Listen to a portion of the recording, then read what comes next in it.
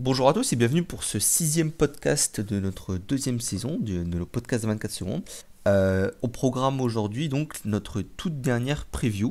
Donc après avoir fait toute la conférence Est et les deux premières divisions de la conférence Ouest, on s'attaque à la dernière, hein, à la plus amusante, à celle qu'on trouvait la plus rigolote pour finir, la Sud-Ouest, qui ne sera pas forcément la plus compétitive, mais qui nous offre un nombre de boards et de décisions de management quand même vraiment intéressantes.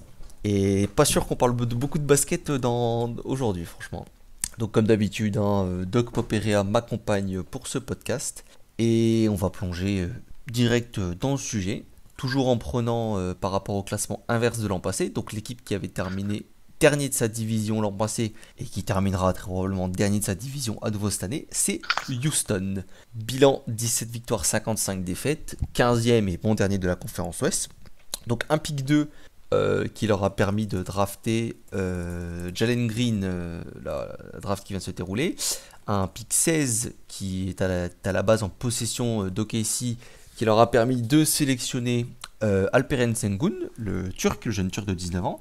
Et un peu plus loin, Josh Christopher aussi qui a été sélectionné. On a David Nwaba qui a prolongé, David Tice qui est arrivé dans un trade, je ne sais plus c'est quoi exactement le trade, mais c'est Tice qui a été ramassé par les Rockets. Et dans les départs notables, on va surtout noter Olynyk qui avait fait une très très très belle fin de saison à Houston. Et deux role-players vite fait, Sterling Brown et Avery Bradley. Houston, la saison, la carte est un peu tracée, hein. On développe les jeunes, on joue la loterie l'an prochain pour sélectionner un nouveau top pick. La vraie question et la seule grande question pour cette équipe en fait cette année, c'est est-ce que John Wall terminera la saison aux Rockets? Est-ce que John Wall terminera peut-être même son contrat entier aux Rockets? Ou alors est-ce qu'on peut imaginer peut-être pas un trade parce que ça me paraît compliqué, mais peut-être un buyout à un moment. Est-ce que John Wall, par exemple, arrivé à février, il en aura marre de ne pas jouer et il négociera quand même un buyout? Parce qu'il faut rappeler que le joueur et l'équipe sont déjà d'accord pour que il ne joue pas, pour qu'il ne joue pas. Donc John Wall ne devrait pas, normalement, pas enfiler un maillot des Rockets cette année. Alors pour moi, John Wall ne finira pas la saison Rockets. Donc il y a deux possibilités. Soit un trade qui paraît extrêmement peu probable, parce qu'il n'y a qu'un seul candidat réellement crédible. Pour moi, c'est les Clippers. C'est réellement crédible par rapport aux autres, parce que ça paraît peu envisageable. En revanche, je pense qu'il sera buyout à la mi-saison, parce qu'il semble toujours avoir envie de jouer. Et ça me paraît pas impossible qu'il lâche, pardon, entre 10 et 15 millions sur l'entièreté du contrat, parce que finalement, à l'instar de Kemba Walker, par exemple, c'est ce qu'il va prendre cet été finalement. Qui a pris Kemba Walker, si je ne me trompe pas, 8 millions à l'année pendant 2 ans. Ouais, parce qu'il faut rappeler il lui reste 2 ans, enfin il lui reste cette année à 44 millions, sa player option à 47 millions, qui sera évidemment prise si il ne buy out pas. Et s'il est buy out, ce salaire est évidemment compté et n'est pas supprimé. Doc, ton avis? Euh, Concrètement, il serait fou de pas prendre sa player option, donc ouais, il faut un buyout. Après, franchement, à sa place, est-ce qu'il, tu peux te dire, il a beaucoup de gains en carrière, mais qui renoncerait à 47 millions? C'est-à-dire, je fais une saison blanche, la saison prochaine, pas voir si je peux lâcher, parce que concrètement, moi, je suis les Rockets, je lui dis, bah, tu lâches 20 millions minimum. Je suis John Wall, je lâche 5 millions. Donc où est-ce qu'ils vont trouver l'entre-deux, ça je sais pas. À 12 millions. Ah ouais. Et comme ça, chacun fait un effort équivalent, et tout le monde y est content. Ah, mais ça va se finir comme ça, mais concrètement, je pense que des deux côtés, il y a une volonté que ça s'arrête, mais chacun a des arguments qui s'entendent. 47 millions, la saison prochaine, ça pèse quand même vachement lourd.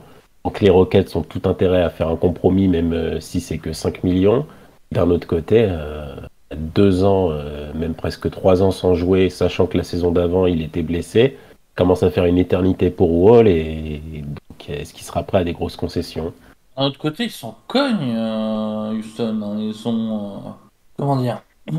Ils ont pas besoin de faire des signatures tout de suite, ils sont encore en développement, donc tu veux pas jouer, tu veux pas jouer. Ils sont pas un cap non plus de fou malade. Je pense que c'est pour ça que c'était le point de vue de Doc de dire que Houston, ça serait frère, lâche 20 millions, ou alors on s'en bat les couilles, tu restes là, quoi. Parce que c'est vrai que pour eux, l'intérêt est pas évident, enfin, il est pas. C'est juste une question de sous. C'est est-ce que. Voilà, c'est sûr que le board, on lui dit. L'owner, tu lui dis, tu le payeras 20 millions de moins. Le mec, il est content, ça fait 20 millions en moins un joueur qui jouera pas. Et oui, si John Wall veut vraiment jouer, je pense qu'il acceptera ce buyout, même s'il est assez sévère. Même s'il lâche 20 millions, ça lui fait quoi 60 millions facile dans la besace quand même sur les 2 années. Plus, comme dit Pop, le contrat à 8 millions, peut-être 10 millions de l'année qu'il récupérera quelque part, que ce soit cette année ou surtout la free agency qui arrive. Il est pas bien vieux, John Wall, hein, mine de rien. Je veux dire, il a que 31 ans. Hein. Il a que 31 ans, il aura bientôt 32 ans. Certes, il revient d'une grosse blessure, mais il a montré que il avait encore du basket. C'est quoi c'est parce que c'est Houston, donc on n'en parle pas trop, mais c'est une saison à 20 points, 7 passes, je crois.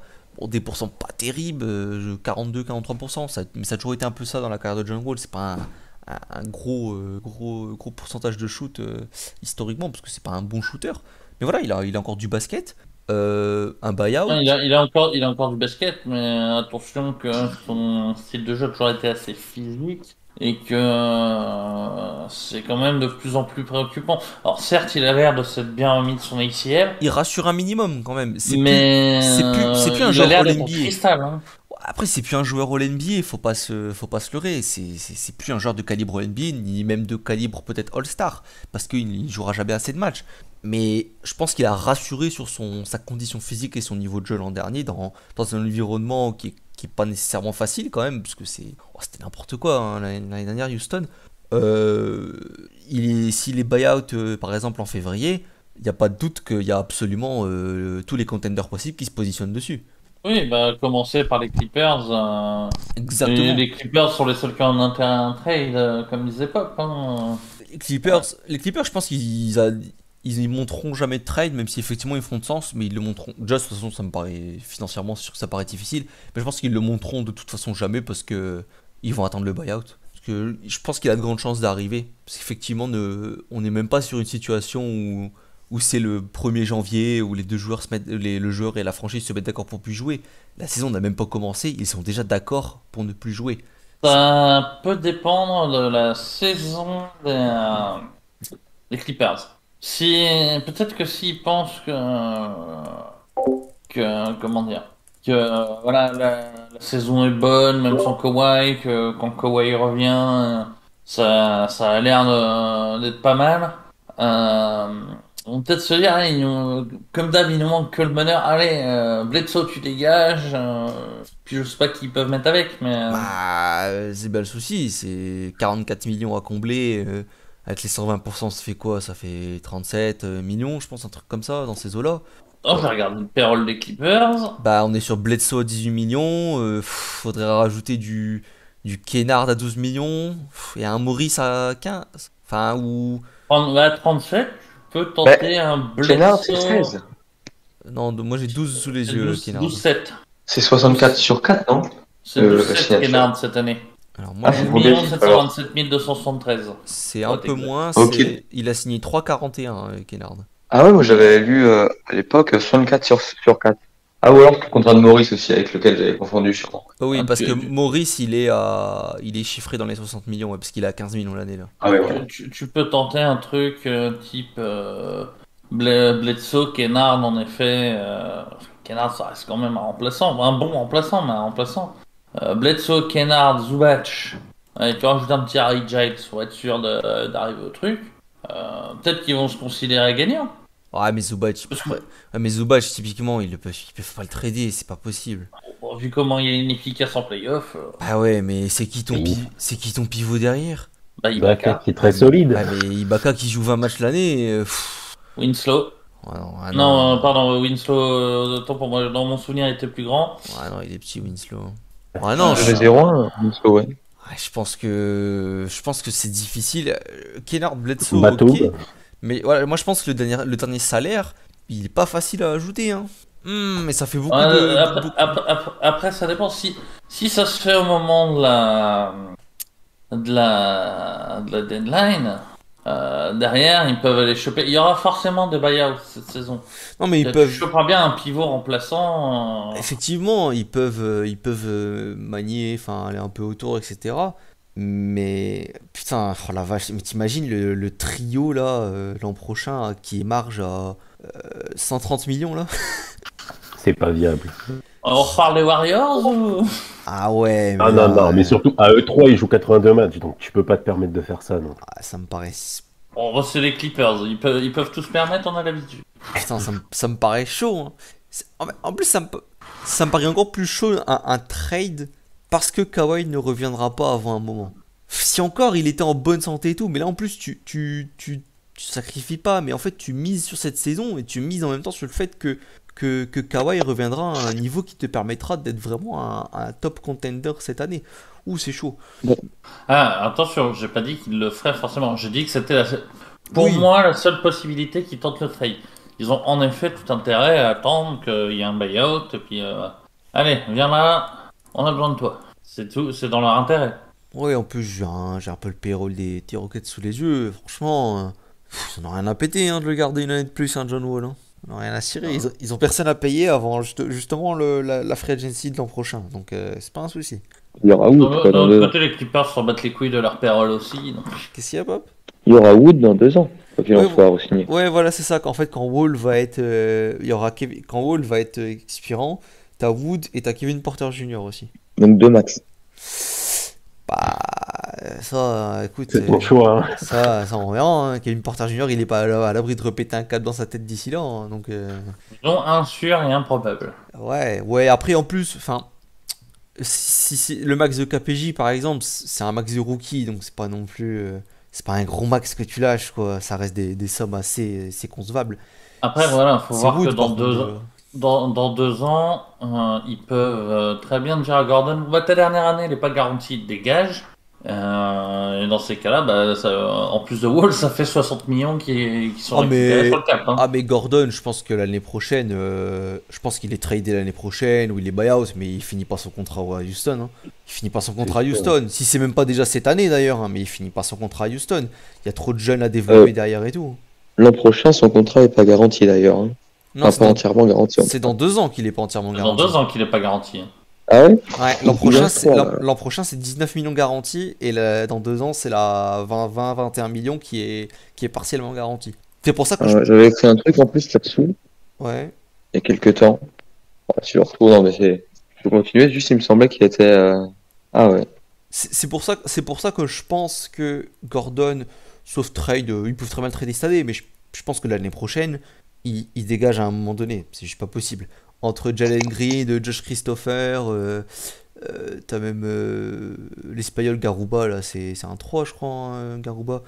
Bon, t'as des jeunes à développer, et puis t'as même ceux qui sont déjà là, hein, même s'ils sont un peu moins jeunes, genre Jason Tate qui sera le titulaire cette saison, je pense. Kenyon Martin Jr. Qui joue un peu sur ce poste 3 aussi. Bref, t'as trop de jeunes. Déjà cette année, ça va être un peu compliqué sa place Gordon. Et de toute façon, il va squatter l'infirmerie. Mais l'an prochain, il est plus là. Peut-être que sa présence dans l'effectif dépendra beaucoup de comment progressent les jeunes. S'ils progressent bien, ils vont lui montrer la porte plus vite que prévu. Sinon, ils vont s'en foutre. Ouais, tu sais, même en vrai, vu qu'ils ont signé Nwaba à un tarif décent, je pense que même dans l'idée, ça se trouve, ils veulent déjà le trader cette année, je pense, en fait. Hein. Sauf si ça progresse tellement qu'ils veulent garder son expérience sur le banc. Oui, voilà. Bon, après, c'est un joueur qui squatte l'infirmerie hein, depuis 2 ans. Donc, enfin, il a toujours été fragile, mais là, depuis 2 ans, c'est vraiment l'infirmerie à gogo. On est sur 36 matchs il y a 2 ans, 27 matchs l'an passé. Enfin, il joue plus. Tu me diras, il fait la paire avec Paul, mais. Ouais, c'est ça. Non, mais là, il joue vraiment plus Gordon. C'est triste. Hein. Ah, c'est vrai, t'as Daniel House qui va être expirant cette année. À voir si les Rockets veulent le conserver ou pas. Je suis pas sûr. Un bon joueur, il n'y a pas de souci. Ouais, je pense qu'il part. Je pense que lui, il part. Mais je pense qu'ils vont préférer garder un jeune à développer. S'il est Par pas contre, ça tradé serait ou quoi. intéressant pour tout un tas de franchises. Ouais. Ça va dépendre de quelle étape on est dans notre construction, quoi. En fait, ça va dépendre d'où en sont les jeunes. C'est-à-dire que bon, Jalen Green, je pense qu'il n'y a pas trop de doute sur son niveau de jeu là. entre ce qu'on a vu en pré-saison et Summer League. Mais t'es un peu plus dans la roulette sur ce poste 3, c'est-à-dire que pour Jason Tate, je pense il doit confirmer sa saison. Josh Christopher, Garuba, on sait pas trop où ça en est, surtout que c'est un peu des... Enfin, surtout Josh Christopher, c'est plutôt il est un peu petit quand même. Mais bon, oui, ça va dépendre du développement des jeunes. Voilà, on a fait le tour pour Houston. On va passer à la deuxième franchise qui a terminé quatrième l'an dernier. Les New Orleans Pelicans avec 31 victoires et 41 défaites et le 12e spot de l'Ouest. Donc on va pas revenir sur l'intersaison dans les détails, là comme ça on a quand même beaucoup parlé je pense. Depuis la dernière fois je crois qu'il y a juste eu Josh Hart qui a été prolongé. Je crois qu'au moment où on en avait parlé ça n'avait pas été encore fait. Josh Hart a été prolongé. Voilà, Alonzo Ball, Devonte Graham, Jonas Valanciunas, voilà. C'est le classique, on connaît. Les Pélicans, le front office des Pélicans, est-ce que les Pélicans sont en train de naviguer presque à vue? Est-ce qu'il y a un vrai plan pour garder Zion, pour satisfaire Zion? Zion qui s'est pété le pied et dont on apprend l'existence seulement au Media Day en fait tout simplement, alors que le mec s'est pété le pied il y a plusieurs mois. Une communication vraiment nébuleuse, que ce soit de la part de Zion ou du front office avec David Griffin. Beaucoup de rumeurs, comme quoi la relation entre donc le general manager David Griffin et Zion et sa famille, et Zion lui-même, je crois carrément, sont quand même très tendues.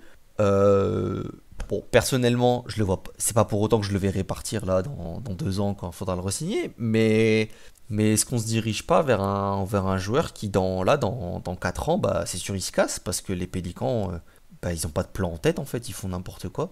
Oh, je pense que c'est Griffin qui va prendre la porte avant ça. Hein. À Griffith, effectivement, il prendra sûrement la porte avant parce que là la construction de l'effectif m'intrigue toujours autant parce que là c'est quoi? C'est Ingram. Théoriquement, on est sur du Ingram en 3, Zion en 4 et Valanciunas en 5. Ok, Valanciunas fit mieux que Steven Adams. Ça, en même temps, c'est pas très dur puisque n'importe quel joueur qui sait décemment shooter à plus de 3 mètres du panier fitera plus que Steven Adams. Mais en fait, je comprends pas s'il y a un plan ou pas, s'il y a une construction. Je suis perdu, je ne comprends pas. En fait, le problème, c'est qu'il y a des moves qui se contredisent. Donc, par exemple, quand ils arrivent à dégager Bledsoe, tout le monde se dit, putain, super. Enfin, super pour eux. Ils vont pouvoir re-signer Ball tranquille. T'inquiète pas que nous, on faisait la gueule à Chicago quand on a vu ça. Et puis derrière, bah non, un trade tout pété, enfin, sign and trade tout pété pour Lonzo. On se dit, bon, bah, ils vont tanker cette année, récupérer un gros joueur. Non, on envoie le tour de draft sur Devonte Graham. J'aime bien Devonte Graham, mais c'est un remplaçant. Il y a pas, je sais pas, ou alors c'est Griffin qui fait une partie des mouvements, puis l'honneur qui fait l'autre moitié, j'en sais rien. Il n'y a pas de cohérence, donc ça sert à rien de chercher une cohérence dans l'effectif, vu qu'il n'y en a pas dans les décisions prises. Premier tour 2022 protégé top 14, enfin protégé loterie, qui était Ah, envoyé. je me souvenais pas pour la protection, j'avais pas entendu. Moi, il me semblait qu'il y a une protection, mais ça change pas le principe de. Je voyais la protection plus haute, moi. Ça. Genre 1,5 ou un Ouais, truc comme ça. non, c'est protégé loterie 2022. Après, je trouve que ça change pas le principe on a parlé plusieurs fois, mais la Devonte Graham, enfin, c'est un step down quand même assez évident, je trouve, par rapport à Lonzo Ball. Et je comprends pas, c'est effectivement, C'est moins cher. non, mais tu libères du cas, alors t'affirmes haut et fort que tu vises Kyle Lowry. Bon, d'accord, même si t'as jamais eu vraiment une seule chance. Mais je comprends pas ce qui se passe. Putain, on dirait une partie de Touquet avec un gamin de 10 ans qui joue, quoi. C'est pas possible. Et surtout, en fait, parce que je comprends pas, c'est... comment dire, si à la limite ça libère du cap, pas pour cette année, mais pour la saison prochaine, qui veulent faire une grosse free agency en 2022, 2023 ou même 2023-2024. Mais non, en fait. L'an prochain, ils sont déjà à 100 millions de cap et il faut signer Valanciunas et Satoransky. Et même en imaginant qu'ils ne les re-signent pas, qu'ils prennent des mecs pour 1 an, en 2023-2024, certes, t'as plus que 80 millions de cap de prix, mais t'as Zion à re-signer. Donc, je comprends pas. C'est dommage en plus parce qu'ils ont Trey Murphy là, a l'air d'être d'une bonne pioche quand même pour eux de ce qu'il a montré. Pareil, Summer League pré-saison là, drafté 17ème là. Gros shooter qui a l'air d'être une plutôt bonne pioche. Mais là, t'as besoin. C'était peut-être l'occasion. Voilà, peut-être il sera backé plus important. Mais t'as Kira Lewis quand même drafté en 13 il y a l'an passé qui doit jouer. Nick Alexander Walker, drafté pareil 17 il y a 2 ans, qui a un rôle à jouer. Bon, leur foutre Devontae Graham dans les pattes, je sais pas, je comprends pas trop. J'ai l'impression qu'il y a que des... sur le backcourt, j'ai l'impression qu'il y a que des remplaçants en fait. Il est où le titulaire? Bah, concrètement, Temple c'est pas des titulaires, même. Parce que Pas Satoransky, ouais, ouais. Satoransky Temple, bah ouais, mais on a vu ce que ça donnait à Chicago. Je les adore, c'est pas la question. Non, mais Mais c'est pas avec ça que tu vas loin sur Non, le mais West. c'est Nickel Alexander Walker qui start en 2 de toute façon, je pense, cette année. Je veux dire, l'année dernière, il jouait 22 minutes par match, il a rendu une fiche potable. Je pense qu'il start cette année, de toute façon. C'est un shooting guard, il start cette année. Je sais pas s'ils vont mettre Devontae Graham sur le banc ou pas, mais ça sera ça sera peut-être Satoransky, Alexander Walker sur le banc, t'as Devontae Graham, genre une rotation un peu à 3 avec Kira Lewis qui gratte en fait que des minutes par-ci par-là et Temple il est juste là pour la figuration, quoi. Peut-être, ouais. De toute façon, je pense que Doug Pop seront d'accord avec nous. C'est les Pels, tant va falloir avancer dans la saison pour voir ce qu'ils veulent vraiment faire. Peut-être qu'en fait, ils ont eu un coup de génie qu'on n'a pas anticipé, mais j'y crois pas trop. Et je pense qu'eux-mêmes ne savent pas où ils vont. Mais effectivement, c'est assez compliqué et nébuleux à analyser. Et voilà, on sait que je pense que eux jouent un petit beau. On en parlait hier. Hein. Il y a des équipes qui sont pas vraiment objectives vis-à-vis de leurs ambitions par rapport à ce qu'elles peuvent vraiment faire. Je pense que c'est une d'entre elles. Et ça va pas être simple en effet de garder Zion dans cette médiocrité crasse un peu qui est là depuis sa draft, quoi. Que ce soit au niveau du front office ou au niveau de l'effectif tout simplement. La bis repetita avec Anthony Davis, on y arrive, hein. Ça ira même plus tôt à ce rythme. Mais ça va leur faire mal, puisque déjà ils étaient bien retombés sur leurs pattes avec Zion. Ah ouais. Un tel niveau d'incompétence, ça devient problématique. C'est puisque entre guillemets, c'est sur AD, ils ont quand même mis des choses en place avec l'arrivée de Cousins. Là, je comprends pas. Ils ont un franchise player, ils ont un lieutenant. Pas où ça va. Disons que quand ils ont changé le GM parce qu'ils voulaient pas transférer AD, si je me souviens bien, il a peut-être fallu le garder en fait. Le GM, pas Anthony Davis. Dems, ouais. Bon, après Zion, là le tag injury prone là, il commence à doucement se profiler, il va falloir faire attention, hein. Là on est sur une 3e blessure En 3 ans. au niveau des jambes et du pied, quoi. Je veux dire, au bout d'un moment, franchement, C'était le risque, c'était l'inquiétude avec son physique. Hein. ouais, mais franchement, si même Charles Barkley il te dit que t'es trop gros là actuellement, qu'il faut que tu maigrisses, c'est que tu dois le faire, hein, parce que c'est ta comparaison la plus évidente et qui est assez réaliste en soi. Charles Barkley, c'était pareil, hein, il est arrivé trop gros en NBA, il a maigri et c'est devenu un putain de joueur. Et c'est un joueur très athlétique aussi, pas à ce point-là, mais c'est un joueur très athlétique. Tu chopes autant de paquets de rebonds en 1m90 sans être un minimum athlétique. Mais Oui, c'est ce que j'allais dire, on sous-estime beaucoup, mais Barkley étant petit, il devait être sacrément. Attends, il avait quand même un saut et une explosivité de malade pour prendre autant de rebonds en étant si petit. Il a une détente de ouf aussi. C'est pour ça qu'arrivé une fois vieux, il a chuté d'un seul coup. Ah oui, mais je pense que là, les Pélicans en même temps, c'est pareil. Déjà, t'as un joueur au physique particulier, c'est pas comme s'ils étaient connus pour avoir un staff médical de merde de manière générale, hein. Tout le monde est injury prone aux Pélicans, franchement, hein. Ou alors ils font exprès de drafter que des mecs qui ont des problèmes de santé, mais les problèmes de santé aux Pélicans, ça y va, hein. Ils sont tout le temps blessés, les mecs là-bas, hein. Je pense que leur staff, quand même, est bien naze, hein. Ce serait pas l'ancien staff de Chicago par hasard. Je sais pas, mais c'est pas l'ancien de Phoenix, en tout cas, ça c'est sûr, hein. Putain. Je m'étonne. Non, mais Mais, je veux dire, en plus, ils partent. Là, les relations sont quand même vraiment tendues. Là, quand il s'était blessé sa saison rookie, qu'ils ont mis du temps à le faire revenir, ça avait fait jaser parce que apparemment Zion n'était pas content de prendre autant de temps pour revenir, etc. Que c'était beaucoup trop long. Attention, hein, c'est ta petite pépite, c'est ta star, faut la cajoler un petit peu quand même. Hein, Ouais, non, mais alors, faut pas non plus écouter toujours les joueurs. Hein. bien Peut-être évidemment. que le staff médical avait raison pour pas qu'ils se répètent. Hein. Bah ouais, bon, le staff médical, je sais pas s'il a changé au Ça, fil des années, mais. ça se trouve, le staff médical voulait pas qu'il rejoue de la saison. Zion a forcé. Et puis, résultat, c'est pour ça que Zion se repète le pied cette année. Moi, je sais pas, je pense. Tu vois ce que je veux en venir? Ouais, c'était à 2 ans, ça, hein, c'est pas lié, hein. C'était à 2 ans, cette histoire, hein. Bah, ça dépend de ça, s'il compense pour éviter d'avoir mal. Je sais pas. C'est un peu, pareil, c'est un peu inquiétant là, le poids avec lequel il arrive quand même, les photos du Media Day et tout. Il a pris, hein, quand même, hein. Il a pris, hein, Ouais, là. je sais. Là, c'est pareil, là, Zion, je pense que. En plus, il a toujours eu l'air d'avoir quand même la tête bien sur les épaules. Là, gamin, tu prends. Je sais pas si tu as déjà, mais tu prends un entraîneur, tu prends un trainer, tu prends un cuistot, et peut-être que tu bouffes autrement parce que ça m'a pas l'air très healthy tout ça. Ah, peut-être qu'il bouffe pas si mal, mais que dès qu'il est pas actif, il grossit très très vite. Hein. C'est la possibilité, mais je trouve que les muscles visuellement ont quand même fondu, quoi.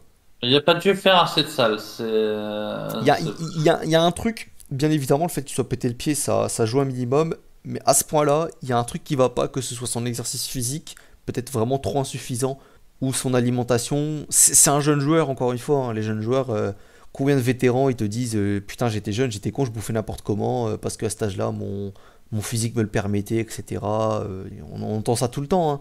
Sauf que Zion, avec son physique très très particulier, ben, c'est peut-être pas si simple. Même des joueurs sérieux, hein. J'ai souvenir d'un Batum qui est plutôt reconnu pour être un joueur avec une bonne hygiène de vie, des choses comme ça. C'est genre dans sa 6e ou 7e saison qu'il a pris un chef, des choses comme ça, qui disait bah, tout ce que ça lui avait apporté. Ouais. Sachant qu'en France, on met un peu plus l'accent dessus qu'aux États-Unis, et même en fonction des États, Zion, bah ouais, ça lui ferait pas de mal, ça c'est quasiment certain. On surveillera la situation de près cette année. On verra quand est-ce que Zion jouera. Puisque, a priori, il devrait pas louper grand-chose, mais bon, on sait jamais. Là, quand il était rookie aussi, il n'était pas censé louper grand-chose. Il avait loupé au final plein de mois. Donc. Après, moi là-dessus, même s'il pense être lui, il faut vraiment faire attention. Si le staff médical dit qu'il doit louper 3 mois, faites-lui rater 3 mois. Moi, j'ai mal soigné une blessure au genou, ça fait 20 ans que je me la traîne. Donc, en lui qui est pro, avec des charges bien supérieures à moi à supporter sur les jambes. Après, je pense qu'il a un physique tellement particulier que t'as pas assez de data pour analyser son cas et tu avances un petit peu. Limite, c'est comme si tu avais 20 ans de retard par rapport à des cas un petit peu plus normaux au niveau médecine. Ouais, Ouais, je sais ce que tu veux dire. Bah après, c'est pour ça que je recommande, avant, à moins d'avoir trouvé la martingale, de faire comme on ferait pour un mec avec un physique un petit peu plus lambda. Au moins, tu peux te dire, j'ai fait je pense avoir fait ce qu'il faut faire d'habitude. Ouais. Bon, on va enchaîner. On va passer à la troisième franchise, donc le troisième l'an dernier. Les Spurs, San Antonio Spurs.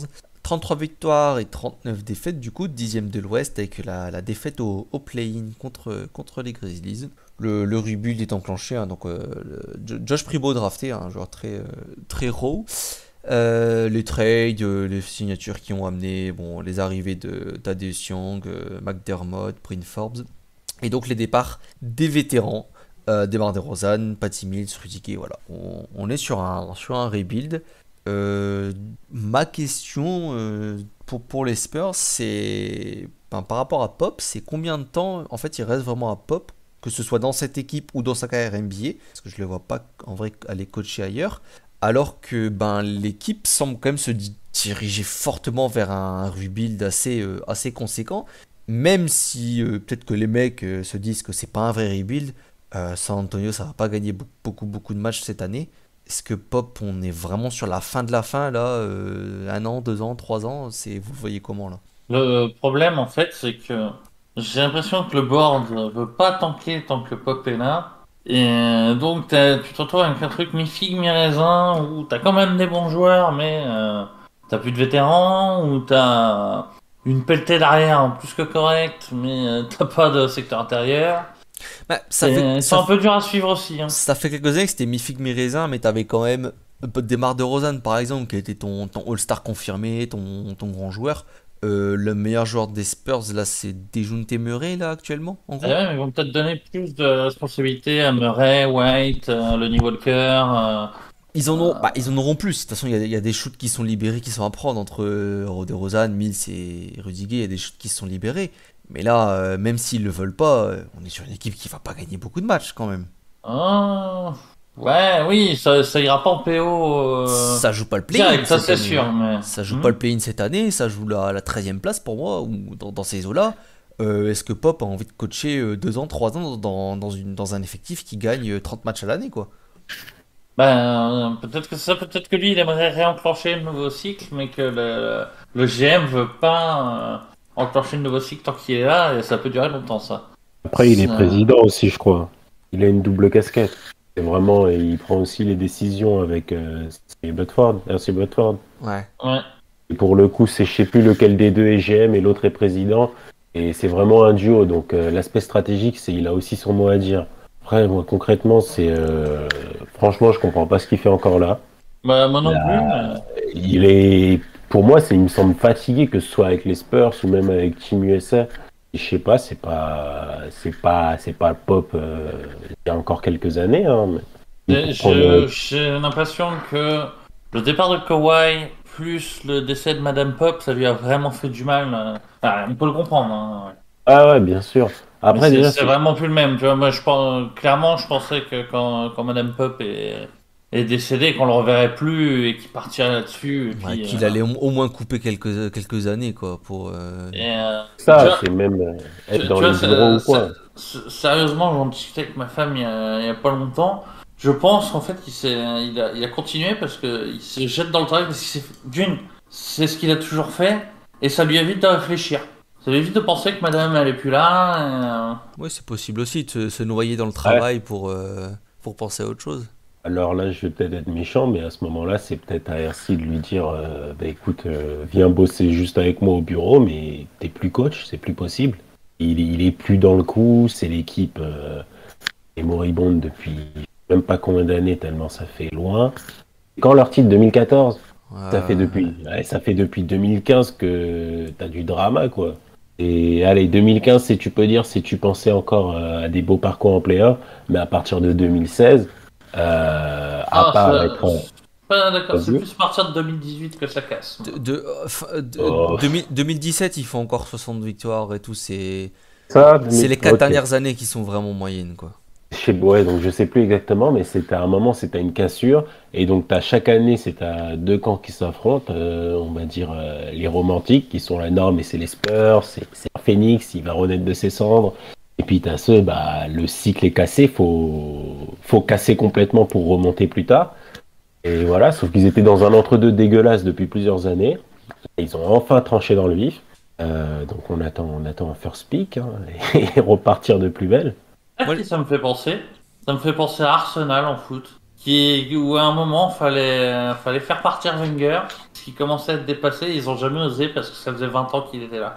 bah, vu les résultats depuis, ça Ouais, donne pas envie. c'est Bah ouais, mais je pense que c'est parce qu'ils ont dégagé Wenger trop tard.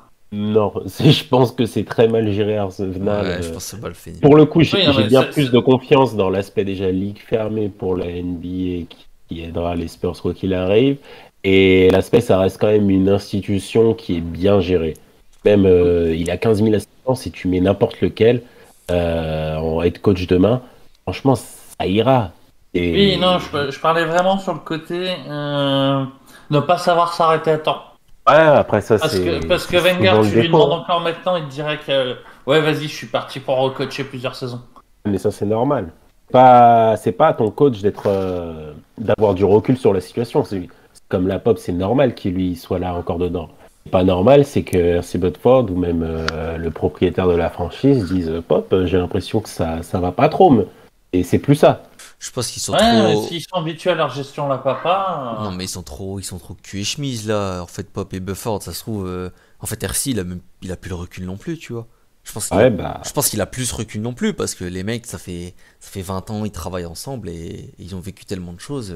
Bah, c'est loin, c'est ancré. Je connais pas leur relation, mais j'imagine qu'ils sont bons potes en fait, tu vois.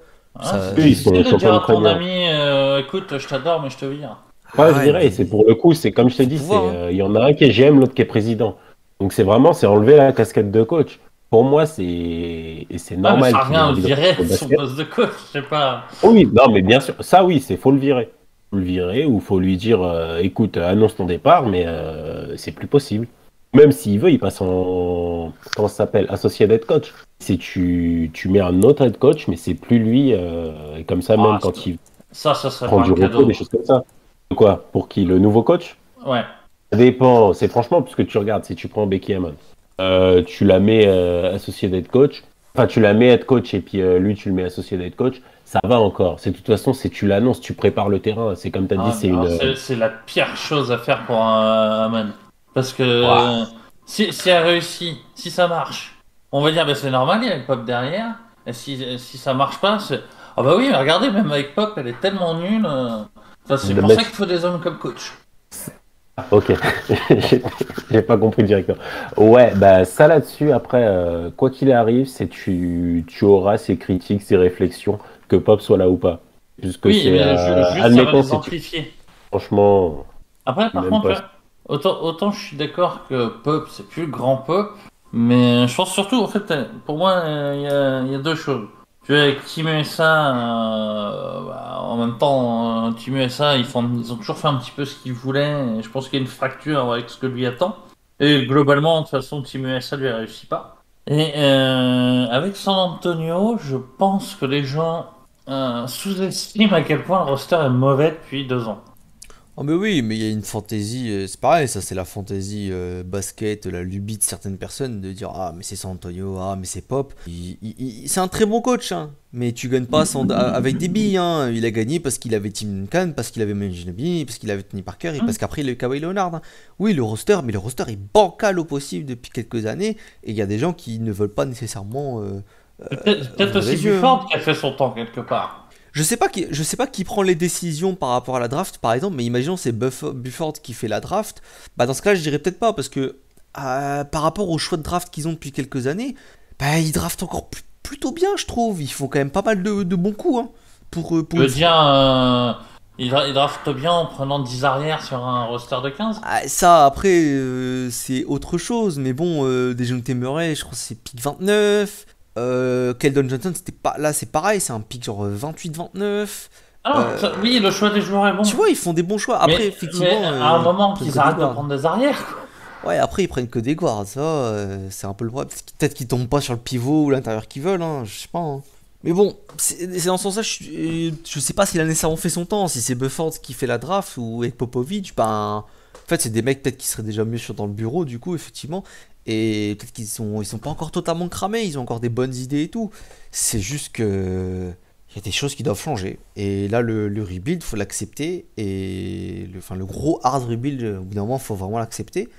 Pour moi, la décision vraiment de se séparer de tous leurs vétérans, ça va quand même un peu dans ce sens. Genre, oui, entre guillemets, on développe les jeunes, mais bon, faut comprendre, on va être nul.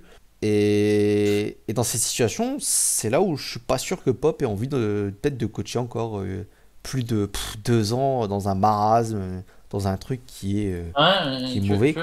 je reste persuadé qu'il peut réussir à tirer un truc de ce groupe. Pas loin, hein, Tirer quoi? À 30 wins? Ah, Ils étaient tirer à. une 10e place. Ah ouais. je pense que c'est chaud. Je pense là, la qualité et la construction du roster est trop bancale. C'est pas gagné, mais ça reste probable. Faut pas oublier les Marlous qu'il y a l'Ouest aussi. Hein.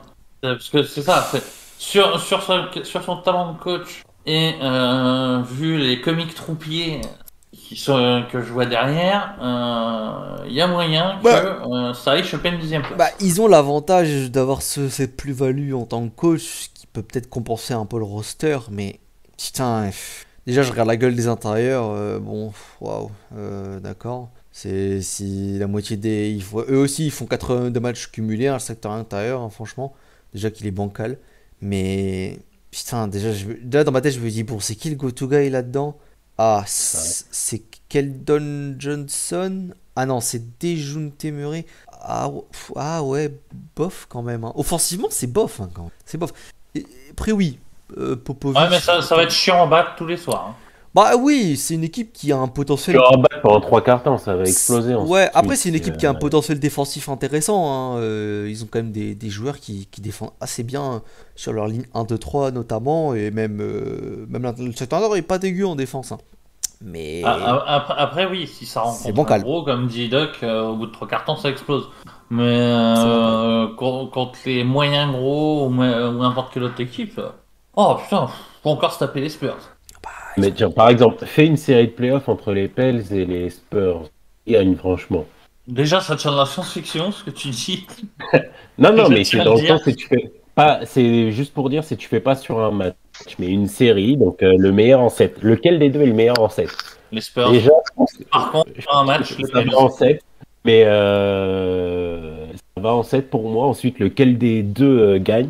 Je sais pas, c'est tellement serré d'un côté, faut Ah, bien reconnaître un meilleur coaching côté Spurs et une meilleure rigueur défensive. Et de l'autre côté, t'as tellement plus de talent en fait. ouais, non, Et mais Je justement, suis en train de perdre. s'il y a une série de playoffs sur la qualité de coaching et tout ça, ça fait 4-2, 4-3 pour les Spurs. Par contre, sur un match, t'as tellement de talent, comme tu dis, aux Pels, que sur un match, ouais, les Pels prêteraient les Spurs. qu'est-ce que tu voulais dire, Pop? Moi, je disais que je pense que les Spurs prennent aucun match dans une série contre les Pels. Moi, je dirais pas aucun match, mais Dur. je dirais pas aucun match, mais je pense qu'ils prennent dans une hypothétique à 100, tout le monde à 100% évidemment. Je pense qu'ils prennent une branlée aussi. Ouais, moi franchement, je pense que c'est serré quand même. Mais, Moi, je pense mais que ça. je pense qu'on est tous à peu près d'accord sur la place des Pelicans dans la ligue. Mais par contre, les Spurs, on va les mettre plus haut que ça. C'est là le paradoxe. Écoute, je réserve ça pour les pronostics. On verra où est-ce que tout le monde Oui, les bien placera. sûr. Après, oui. On va s'amuser. Peut-être qu'on ne place pas au même endroit, hein. Ça. Du coup, on va quand même enchaîner. Il nous reste deux franchises à aborder.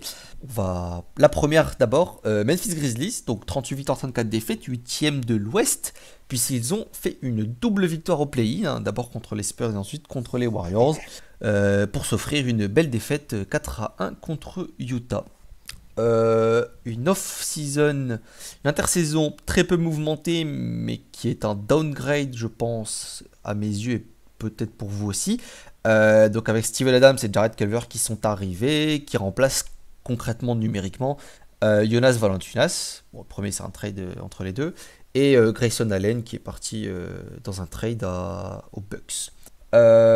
Est-ce que Jaren Jackson Jr. est-il vraiment la clé pour Memphis pour une post-season, que ce soit au travers du play-in ou pas d'ailleurs, mais plus de chances que ce soit au travers du play-in, parce qu'on est sur un joueur qui est drafté quand même très haut il y a maintenant 3 ans, 4e de la draft, qui a des pépins de santé assez évidents depuis quelques années, mais il a toujours été présenté, il a toujours montré, c'est un joueur au potentiel qui est vraiment très très très très important, puisqu'il stretch, il shoot très bien, il joue très bien, même au poste encore, je trouve.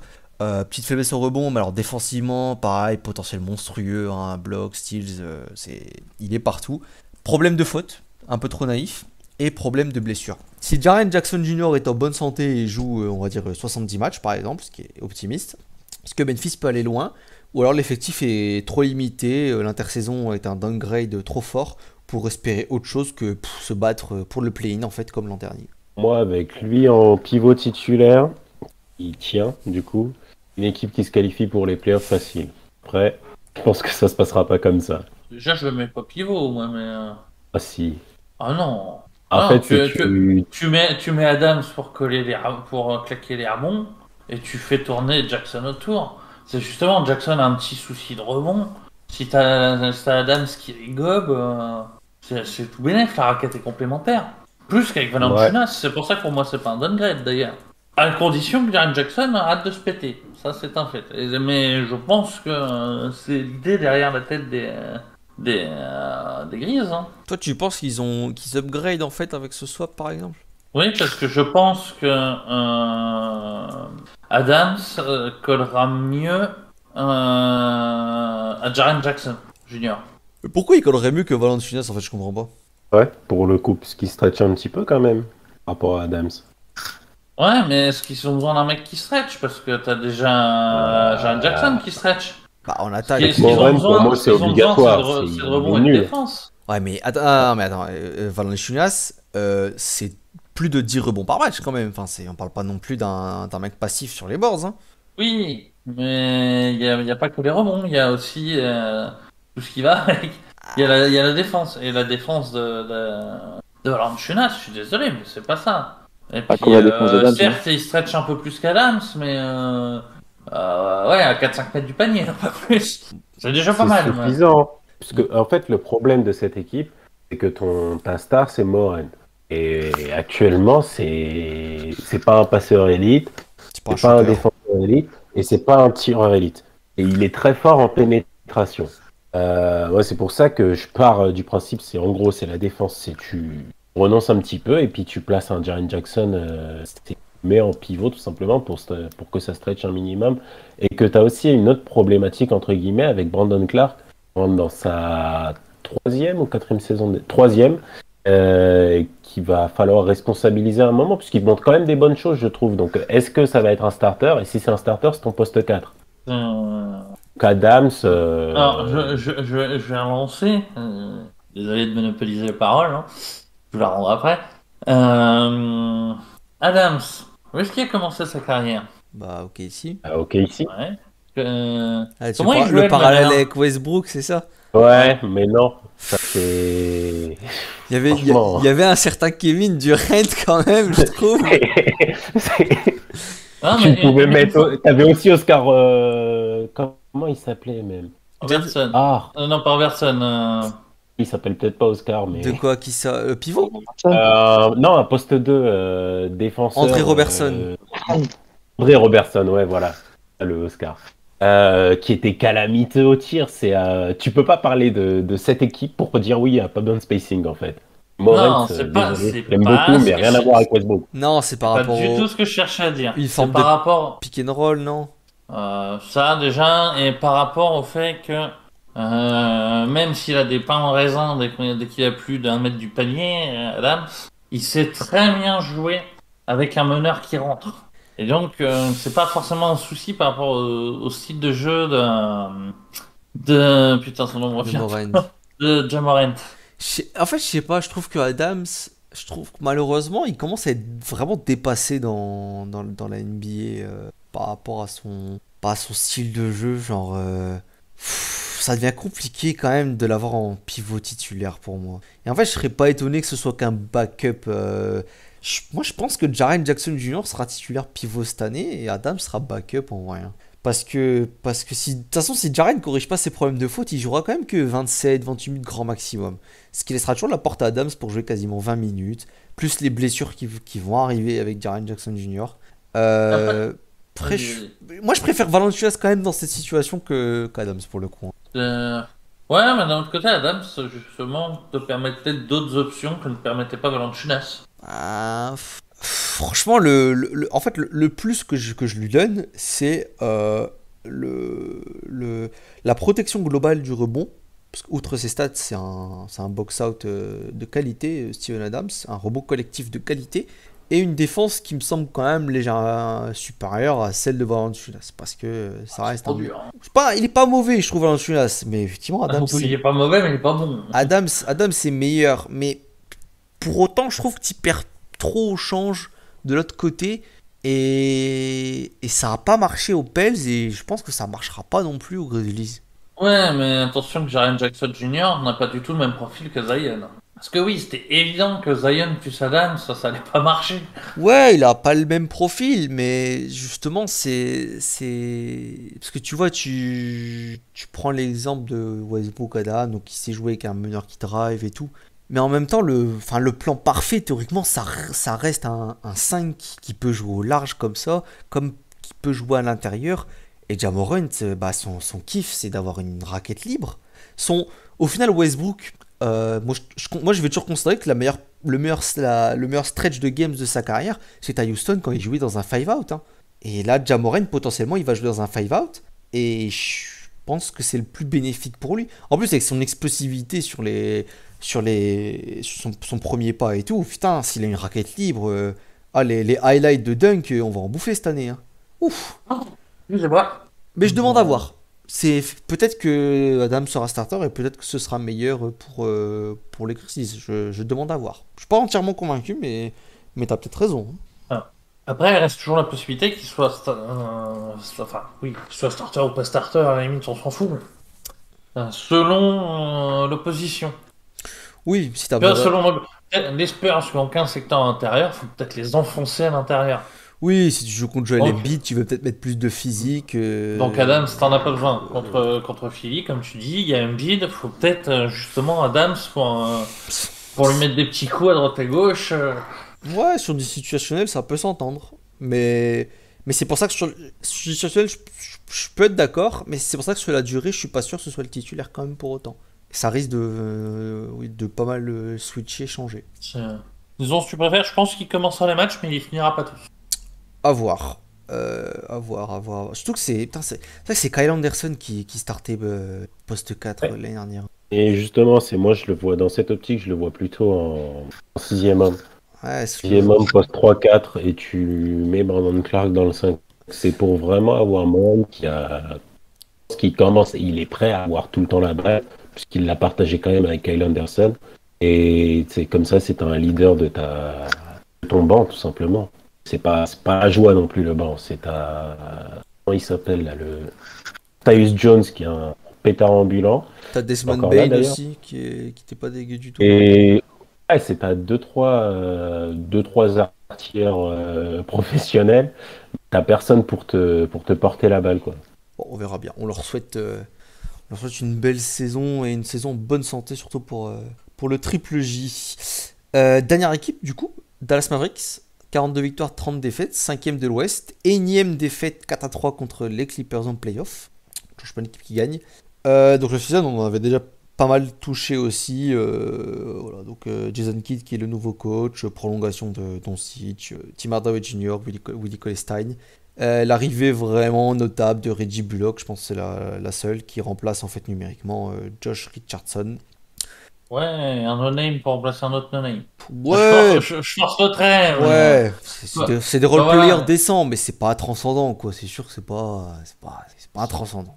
Ouais, si, on va faire un petit coucou à Francky quand même, qui a signé. Effectivement, Frankie qui tombe à Dallas, qui tombe dans un environnement. Typiquement, un joueur, il développe un 3 points correct et c'est un putain de starter à côté de Doncic, hein, typiquement. Mais, Va mais falloir bon, qu'il prenne quelques cours avec tout cas. mais ouais, c'est pas. Encore qu'il y avait un petit peu de mieux cet été au JO. Oui, mais en international, il y a toujours du mieux. Ouais, c'est la distance FIBA, ça lui réussit bien mieux. C'est en NBA, ça s'est jamais converti par contre. Après, je pense que même sans son tir, il va quand même avoir 10-15 minutes. De par sa compatibilité quand même Avec tout Doncic, cas. pour l'aspect de ne pas porter la balle et de bien défendre. Et ouais, c'est tout. On lui souhaite de réussir, hein, en tout cas, un Français en NBA Ah, qui a des qualités, hein. je lui souhaite aussi de réussir, mais alors je suis pas con. Enfin, tu me diras, les deux propositions sont pas mutuellement exclusives, mais qui s'attendent pas à des grands résultats avec Dallas, hein, tout du moins cette année. Ah bah écoute, on verra. On va en parler. Je pense on n'est pas d'accord là-dessus. On le sait déjà, on n'est absolument pas d'accord là-dessus. Euh, Bah justement, tu vas pouvoir répondre parce que c'est un peu plus ou moins ma question. C'est est-ce que Jason Kidd, ça va être la réussite ou le drame? Est-ce que ça va permettre de jouer le premier rôle et peut-être passer un tour de playoff? Ou alors c'est un coach, parce que son premier passage à Milwaukee n'est pas couronné de succès. Et est-ce que numériquement, remplacer Kidd par Carlisle, c'est une erreur? C'est le contraire, remplacer Carly Park. Enfin, remplacer Carlisle par Kidd serait dans ce cas-là une grosse erreur. Alors, je vais désamorcer le truc tout de suite, hein. J'adorais Kid comme joueur. Je n'aime pas du tout en coach.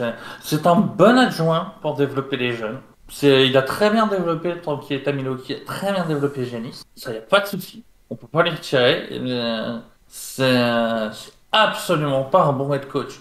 Regarde ce qu'a donné Milwaukee à partir du moment où ils ont pris. Euh, Putain, je l'ai sur Bud. le bout de la langue. Voilà, où ils ont pris Budenholzer. alors que l'effectif n'avait pas changé de tant que ça entre les 2 saisons. Hein. D'un seul coup, t'as 20 wins de plus. Et Budenholzer est un bon coach, mais c'est pas un coach exceptionnel non plus. C'est pas Pop, c'est pas. Regarde, la preuve, l'an dernier, il se demandait s'il fallait pas le virer à Milwaukee aussi. Alors, Ah, il avait quand même des belles cordes à son arc, hein, déjà. Hein. oui, Le passage à non, Atlanta, mais, quand même, c'était pas mal. Hein. oui, alors, après, pour Bud, c'était plus qu'il était un peu limité en PO. Mais bref, Oui. vraiment sujet. Donc, t'as ça qui s'est passé à Milwaukee. À Dallas, tu es donc Carlisle. Carlisle qui est reconnu unanimement comme un des meilleurs coachs de la ligue. Mhm. Et tu mets Kidd derrière. Et c'est déjà la galère avec Carlisle. Et tu mets Kidd derrière. En plus, tu changes tout du sol au plafond, sauf le roster, qui est ce qui en a le plus besoin. Comment ça peut bien se passer en fait cette histoire? Pour moi, ça ne peut pas bien se passer. C'est Doncic va stacker dans le désert, elle va peut-être pas encore s'améliorer, ça c'est pas la question. Mais ça va couler, mais dans des proportions bibliques en Dallas cette saison. Je sais pas, parce que Carlisle, certes, enfin, sur la dernière année, les 2 dernières années, je vais pas dire qu'on surfe sur la réputation, mais c'était pas fameux quand même. Hein. C'était pas fameux. Hein. Alors, là, c'est là-dessus où je suis pas d'accord avec toi. Ah bah je suis désolé, Ok. en playoff, il se fait outcoach là. Hein. Bon, en même temps, qu'est-ce que tu veux qu'il autre coach quelqu'un avec l'effectif qu'il a? Ah mais Tyronn Lue, le outcoach, hein, je suis désolé, faut dire ce Oh, qui est. Tyronn Lue, il a pas la même chose sous la main aussi. Ah bah... Sur la série, il avait pas grand-chose. Ouais, non, mais attends, arrête. Quand t'as Maxi Kleber qui est à moitié titulaire chez toi, qu'est-ce que tu veux aller out-coacher quelqu'un d'autre? ça va. Le mec, il emmène en playoff des Maxi Kleber, des Colestein, des Finney Smith. Oui, des Luka Doncic, fou. Ouais. Il emmène en playoff un candidat MVP qui tombe en 30-10-10, il a envie quoi. Ouais, mais sorti de Doncic, il y a qui de vraiment bon? Hardaway, il est Correct. régulier as fuck. Il est bon shooter. Hein. Mais ouais, mais c'est une troisième option. C'est pas censé être la deuxième Bien comme sûr. c'est la plupart du temps. Et Non, mais Porzingis, encore du salaire bien investi, ça. Porzingis, c'est Un bon shooter aussi, hein. c'est itinériste dans Astérix. Je te vois plus, je te vois plus. Sauf que nous, on le voit pas C'est souvent. ça. Ouais, il a pas... on est d'accord, il avait pas non plus l'effectif du siècle. Mais bon, il a... Je sais pas, il a un top 5 NBA quand même, concrètement, dans son effectif quand même. Ouais, mais il a que ça, quasiment. Moi, je... Mais C'est c'est pour déjà moi, pour moi, tu beaucoup. vois, l'effectif des Mavs, il est, je pense qu'on le surestime autant qu'on surestime celui des Spurs. Ok, bon, Oh, question ouais, simple non. alors. Est-ce que Westbrook est plus valuable que Doncic, du coup, pour toi? Non, Yeah. Non? Pourtant, tu non, mets mais Westbrook il avait des là-dedans. meilleurs joueurs autour. On a dit... Non, mais on a dit Westbrook, tu lui donnes n'importe quelle équipe, c'est il t'apporte ça à l'équilibre ou quasi. Donc en fait, pourquoi Doncic ne pourrait pas au moins faire ça? Ah, je pense que Doncic en est capable, mais que derrière, à un moment, il faut quand même un mec un peu sérieux au coaching, et c'est pas le cas de Kidd. Après, sur Kidd, c'est... Moi, je trouve qu'on a tendance à oublier, c'est... On sa retraite, dans la foulée, il devient coach. Il a fait quoi, du coup 4 ans, 5 ans de coaching Ouais, ça allait vite. Enfin, c'est vraiment... Il est arrivé trop tôt, trop vite à un poste. Et pour le coup, je trouve qu'il n'a pas montré que des mauvaises choses.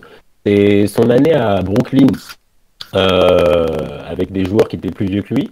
Et pour le coup, il fait des choses pas si mauvaises que ça. Et c'est à Milwaukee. C'est ok, c'est quand Budenholzer récupère l'équipe, c'est mieux. Ok, c'est un meilleur coach aussi. Et d'un autre côté, c'est même si le roster a pas tellement bougé, c'est Giannis était encore en train de se former. Et franchement, c'est l'année suivante qui te dit qu'ils n'auraient pas explosé aussi. Après, avec des meilleurs résultats en playoff, je ne pense pas. Et ils auraient bien fait des 10 wins de plus. Oui, puis là, il vient de passer 2 ans quand même assistant aux Lakers. 2 ans d'assistant, Mais il a attention, gratté une bague au passage. Sous Frank Vogel, qui est un très bon coach NBA. Attention, je dis pas non plus que Kidd est complètement nul. Pour moi, c'est un excellent assistant, notamment dans le développement des joueurs. Mais, alors, certes, je suis resté sur l'image que j'en avais à Milwaukee, mais s'il applique le même plan de jeu qu'à Milwaukee, ça va partir en couille. C'est ça, en fait. Rien que Moi, ça, c'est- je vois ce qu'il a fait à Milwaukee, je me dis, s'il fait pareil à Dallas, Dallas explose.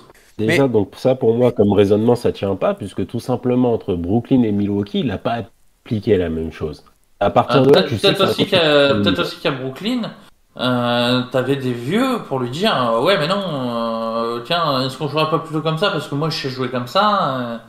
C'était des jeunes à Milwaukee, donc ils pouvaient ouais, mais les modeler comme ils voulaient. ouais, mais je trouve qu'il faut pas oublier que ça s'est mal fini, mais ça, il a pas fait 4 ans par hasard. Ça avait très bien commencé, hein.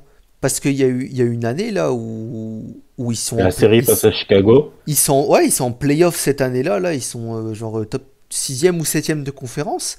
Et ils avaient fait un jump de win énorme. Et Kidd avait été dans les mentions, enfin, était dans les prétendants pour être coach de l'année à ce moment-là. Ça a mal fini après avec les saisons suivantes. Mais il avait montré des bonnes choses. Je sais pas. Ah, mais je peux me tromper.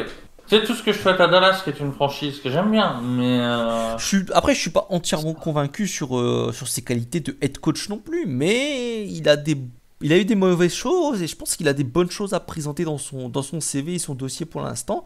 Et peut-être que ça va très bien se passer, comme peut-être que ça va très mal se passer. on verra bien. Je te dis, moi, tout le mal que je leur souhaite, c'est de cartonner au-delà de leurs espérances, alors que moi, je pensais qu'ils allaient se planter. C'est une franchise que j'aime bien. C'est simplement que quand j'analyse l'intersaison des Mavs, je me dis que celle des Pels, en fait, tu vois, c'est magnifique. Pop, un peu le Kid, Dallas, tout ça, tu vois ça comment? Mais disons que je les vois meilleurs que ce que Ray a dit, mais pas particulièrement vis-à-vis de l'effectif, mais surtout vis-à-vis du fait que tu vas jouer 4 fois chaque équipe de ta division. Ouais. Et tu joues 4 fois les Rockets, bon, tu gagnes 4 fois. Tu joues 4 ah, si. Il y a au moins 3 équipes qui sont des free wins à chaque fois, ou quasiment à chaque fois, et les Pels qui le sont plus ou moins aussi, hein, sans vouloir être médisant, c'est quand même super faible. Donc je pense que tu as de fait forcément un bilan qui sera boosté par ta division. Et bon, aussi je suis en désaccord concernant l'intersaison parce que c'est une sorte de statu quo. Quand tu dis que les Pelicans ont fait une meilleure intersaison alors qu'ils ont fait un énorme downgrade, quand au Mavs on est sur un statu quo, je trouve que c'est un peu étrange, surtout qu'un statu quo, quand tu dois re-signer ta deuxième option, en gros, c'est pas si faible, on va dire. Attention, je dis ça dans le sens où Cuban nous promettait la révolution, qu'ils allaient tout changer du sol au plafond parce que ça s'en coûtait, et t'as un statu quo. Donc pour moi, c'est quand tu dis que tu vas tout changer et que tu fais le statu quo, soit t'as rien branlé, soit il y a un problème, soit c'est aussi par rapport à ça. Parce que oui, fondamentalement, il vaut mieux le statu quo avec l'effectif qu'ils ont que, euh, que la masterclass à l'envers des Pels. Après, Cuban a été ambitieux, je pense qu'il fait dans les paroles, il était ambitieux, mais je pense que les Pels sont un peu les Mavs sont un peu pieds et mains liés par rapport à leur marge de manœuvre dans cet effectif au final. Porzingis, il est pas bougeable, hein. Franchement, sa valeur sur le marché elle est négative, hein. Il est pas bougeable à mon avis, hein. Ou alors faut Oh, contrat de John Wall. Ouais, non mais voilà, ou alors tu récupères des boulets ou tu dumpes carrément en donnant des assets. Enfin, bon, il est négatif. Et à côté de ça, tes upgrades sont pas évidentes à trouver, hein. Je dis pas que pas impossible, mais je dis que c'est vrai que c'est pas évident, hein, au final. Après, il est surpayé par Zingis, mais il est pas si mauvais que ça, hein. Attends, je vais regarder même. Il plante ses points l'an dernier. Je crois qu'il joue quand même pas mal de. Ah non, 43 seulement. Ouais, Ouais, c'est ça. 43 matchs, 20 points. Et après, c'est Les matchs, devenu. quoi. On fait souvent la blague, mais c'est devenu un très bon shooting guard. Ah ouais, non mais en termes S'il tire à 3 points, 37%, franchement, c'est très propre. mais en termes de fit avec Doncic, concrètement, en fait, ça va, hein. C'est parce qu'il est frustrant et là qu'on a toujours des attentes démesurées. Pour moi, le problème, c'est qu'il est payé. Enfin, il est payé beaucoup trop par rapport pour moi à ce qu'il apporte. Parce que déjà, il joue un match sur deux aujourd'hui en NBA. C'est pas possible. Et puis en playoff, il se cache. C'est vrai que ces deux dernières séries de playoffs n'ont pas été des plus convaincantes pour justifier son statut de numéro 2 de la franchise, hein, ça. C'est bien beau de mettre des cartons à Houston et compagnie, mais quand le niveau s'élève, si t'es payé 30 millions, t'es censé assurer une certaine production. Mais ça, je pense qu'on est. C'est pas le cas. Ouais. Autant Hardaway qui est la troisième option, qui met un coup 25 points, un coup 10 points, je veux bien. Mais Porzingis qui fait une série en 12, je sais plus 13 exactement points, ce que je c'était, crois. mais Je sais Ah, il jamais. a pas mis un tir 13-4 ou 13-5, non quoi. Je suis dessus, il est à 8 sur 27 à 3 points.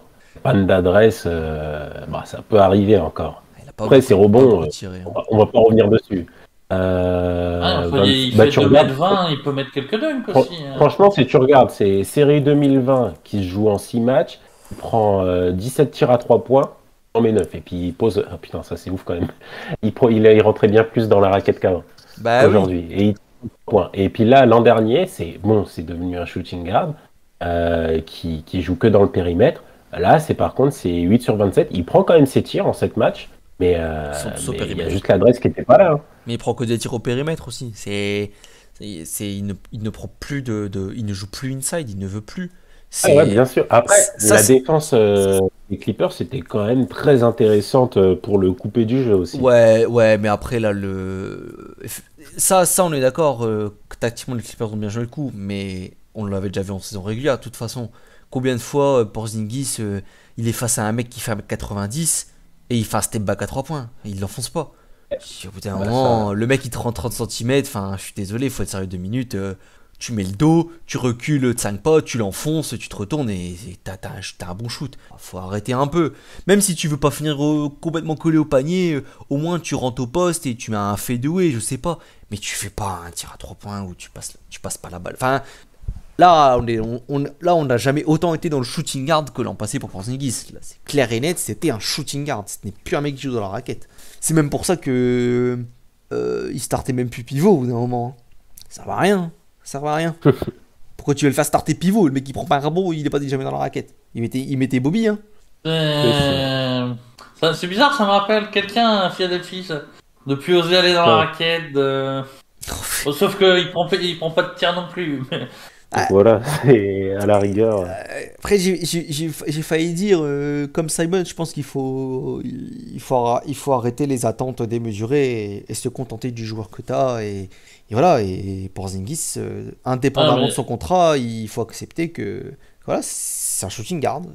Je pense surtout que Porzingis comme Simon ont besoin d'un bon coach mental. Je sais pas. De Porzingis, j'ai l'impression que c'est parce qu'il a peur de se reblesser qu'il veut plus aller à l'intérieur. Parce qu'avant sa blessure, il y allait. Il y allait pas tant que ça. Il y allait pas tant que ça, mais il y allait pas tant que ça, mais quand il y allait, il y allait. Il y allait quand même. Je regardais quand même un petit peu les Knicks. Et ouais, il était frustrant. C'est tellement de fois, si tu te dis, il peut aller te claquer un dunk monstrueux. Il s'arrête pour un tir à mi-distance, des trucs comme ça. Mais il y allait pas. Ça n'a jamais été de jouer l'Embiid dans la raquette, mais il refusait pas autant les match-ups favorables, je trouve. Là, pour moi, l'année dernière, c'était le summum de la frustration du mec qui refuse tous les match-ups qui étaient super favorables suite à des switches ou quoi. Là, c'est limite, il refusera de te mettre un Thomas ouvert, quoi. Bon, on va conclure sur nos pronos. Hein. On a pas mal parlé là, des Mavs, on a pas mal touché aux franchises. On est déjà sur le podcast qui sera le plus long pour terminer. Doc, je te laisse la main en premier. Rockets, Pelicans, Spurs, Grizzlies, Mavericks. Un petit ordre, un petit top 5. Alors, en premier, je vois les Mavs. Je sais plus s'il me reste un spot en playoff, mais on va dire dans les bilan à l'équilibre et ça va gratter, allez, au max, ça va gratter un 47 win. Ensuite, ça devient drôle. Memphis, quand même. Memphis, j'ai du mal à y croire au niveau de la santé. Et à partir de là, ça va quand même être compliqué. Je sais pas si ça accroche le play-in concrètement. Mais allez, je leur donne le dernier spot du play-in pour pas être trop méchant avec la division. Et puis ensuite, on va faire en inversé, c'est Rockets dernier. Ils ont pas le choix, ils ont besoin de leur pick. Et puis ensuite, entre Spurs et Pels, franchement, les deux, c'est loterie. J'arrive pas à savoir lequel va être au-dessus duquel. Allez, on va dire Zion qui joue un petit peu plus, donc Pels qui sont au-dessus. Ok, Pop, top 5, vas-y. Vas-y. Okay. Je vois au moins deux équipes de play-off, enfin de play-in plutôt. Les Grizzlies seront pour moi la meilleure équipe si tant est que la santé tienne, donc c'est toujours une question, mais Les Grizzlies seront pour moi entre 7 et 8. Et les Mavs, ouais, pareil, 8 ou 9. La même ordre d'idée que les Warriors, en gros. Ok. Et par contre, derrière, bon, les Rockets derniers, comme l'a dit Doc, c'est vraiment, je pense que ça va gagner très peu de matchs comme l'an passé. Les Pélicans, ça va pas accrocher le play-in. Au bout du bout, moi, je pense que c'est une course à 2 en gros, avec les Kings. Et je vois les Kings pas mieux armés, mais moins sujet déjà aux blessures avec Zion, notamment.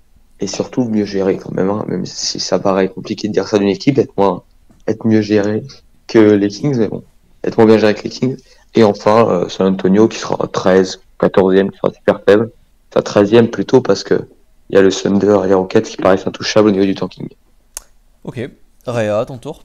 Alors, déjà, je vais revenir sur la Nord-Ouest où j'avais dit que les Wolves iraient pas au play-in. Finalement, je me dis qu'ils iront peut-être, maintenant que j'y pense. Ouais. Et donc, Grizzlies play-in, Ok. Mavericks hors play-in, hors play-off, hors tout ce que tu veux. Pour moi, ça va se planter. Je veux bien les Spurs accrocher le play-in aussi. Les Pels 12, 13, 14. Et il y a les Rockets dont je sais pas comment faire parce que la logique voudrait que comment dire, qu'ils soient derniers, comme vous dites tous. Et c'est vrai que pour choper un bon truc à la draft, pas de souci. C'est ce que je ferais aussi en tant que GM. Mais je sais pas, j'ai envie d'en faire ma darling de la saison et je les vois pas loin du play-in, voire peut-être même le dernier spot. Ok. Du coup, je crois que je suis un peu vrai. Je suis à l'opposé total de toi. Moi, les Mavs, j'attends une grosse saison. Moi, c'est du top 6. 5-6ème. J'ai un top 4 qui est un peu établi dans ma tête. Et je pense que ça joue 5-6ème un peu avec Portland. Là, c'est mon top 6. Avec même une bonne possibilité de peut-être gratter ce top 4. Si ça clique vraiment bien. Grizzlies. C'est comme l'an dernier. Je sais pas trop où les placer dans le play-in. C'est-à-dire que je les vois pas spécialement trop bas, mais je les vois pas spécialement trop haut non plus. C'est un peu la roulette. Je suis pas fan de la construction du roster, la santé, etc. 10ème Grizzlies, on va dire. Ça me paraît être une bonne place. Je crois que c'est comme l'an dernier avant le play-in en plus. Ou non, ils étaient 9ème. Non, ils étaient 9ème l'an dernier. Les Pels, parce que intrinsèquement, ça reste un roster quand même plus qualitatif, mais c'est du hors PO. Hein, et je suis d'accord avec, avec Pop, je crois moi c'est un peu mon trio, Pels, Kings et Wolves qui joueraient un peu ce dernier spot play-in. Je pense que c'est un peu le même range de mecs qui se battent. Spurs, franchement, rien à carrer, c'est nul. C'est le 13ème. Je vais pas dire garanti, mais pour moi, c'est 13ème, ça arrive. Et les Rockets, bon dernier de la division parce qu'ils ont un pic à garder. Et c'est l'exemple classique de l'équipe jeune qui va cavaler, qui va jouer à fond et qui va stater offensivement, mais qui défendra pas d'un pouce et qui gagnera pas un match parce que c'est trop jeune. Ouais, tu vois, moi, ce qui me fait hésiter pour les Rockets, c'est pour ça que j'ai donné deux trucs très différents. C'est l'an dernier, Silas avait réussi en tirer un truc pendant 10-15 matchs avant que les blessures s'accumulent qui était sympa, qui gagnait plutôt pas mal. Alors, je me dis qu'avec un rookie qui a l'air déjà bien chaud, Ouais, les deux, ça peut faire un gros début de saison, puis qui se laisse porter par le truc. Les deux même, hein, parce que Sengun, il a survolé un peu aussi ses matchs. Hein. Ce sera peut-être pas immédiat, mais ça risque d'être la raquette titulaire avec Wood au bout d'un moment. Pourquoi pas? Je suis plutôt dans le spectre. Moi, je suis plutôt dans le spectrum où c'est le. J'ai un peu dans ma tête établi que ce sera Rockets dernier, OKC avant-dernier et Spurs avant-dernier. Et j'avoue que j'ai du mal à imaginer autre chose. Puis voilà, on a toujours une darling pendant la saison. Pour moi, cette année, c'est les Rockets. Ah bah on verra bien. On verra bien. On va peut-être s'amuser à compiler un peu tous les pronos pour voir si on a dit des conneries. Parce qu'il y en a qui ont peut-être fait qu'un classement, mais moi je sais que je suis pas le seul à avoir fait complètement deux têtes et j'ai peut-être mis 25 équipes en playoffs, ce qui serait un peu dérangeant.